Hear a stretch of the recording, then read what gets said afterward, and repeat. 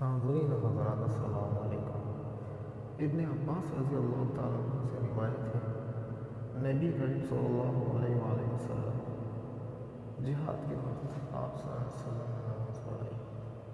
آپ صلی اللہ علیہ وسلم کھڑے ہوئے اور دوسرے لوگ بھی آپ صلی اللہ علیہ وسلم کے اقدام کھڑے ہوئے۔ نبی کریم صلی اللہ علیہ وسلم نے تکبیر کہی تو لوگوں نے بھی تکبیر کہی۔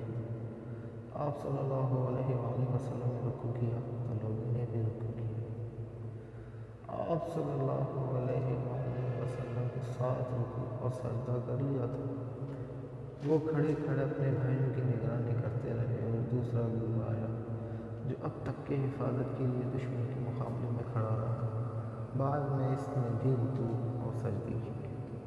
سب لوگ نماز میں تھے لیکن لوگ ایک دوسرے کی حفاظت کرتے رہے۔